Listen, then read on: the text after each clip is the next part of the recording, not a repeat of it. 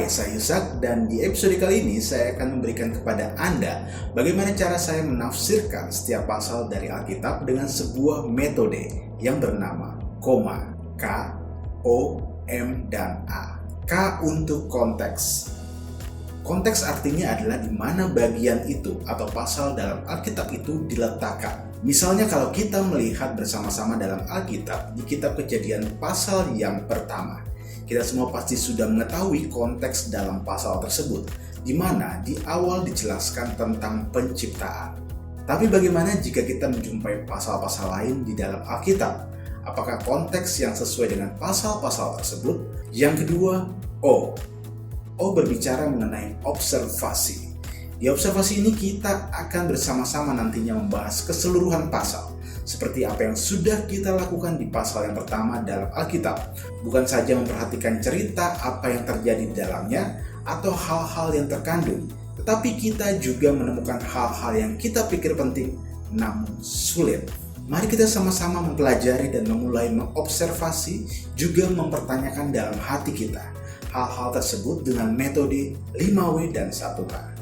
What, where, who, when, why, dan how. What berbicara apa yang terjadi di dalam Alkitab. Where, lokasi dalam cerita Alkitab terjadi di mana.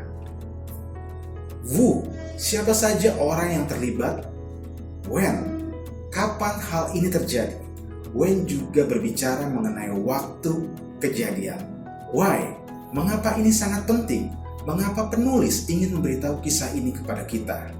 Dan yang terakhir, how, bagaimana cerita ini bisa relate dari kisah per kisah tersebut. Setelah kita sama-sama belajar tentang konteks, lalu kita belajar tentang observasi pada bagian ketiga dari koma, kita akan belajar tentang makna. Di bagian ini kita akan merangkum poin utama dari bagian tersebut dan berkata, apa makna dari pasal yang sedang kita baca?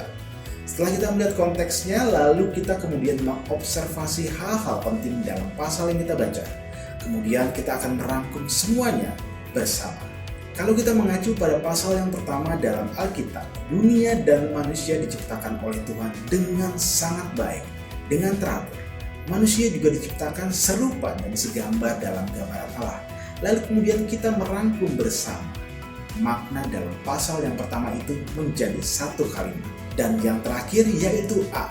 Kita belajar pada tahapan aplikasi. Dalam tahapan ini kita akan sama-sama ingin memahami mengapa hal ini sangat berarti bagi kita saat ini. Maka seketika itu pula kita akan memahami betapa kita sangat bersyukur dan juga berterima kasih karena Allah adalah Allah yang baik.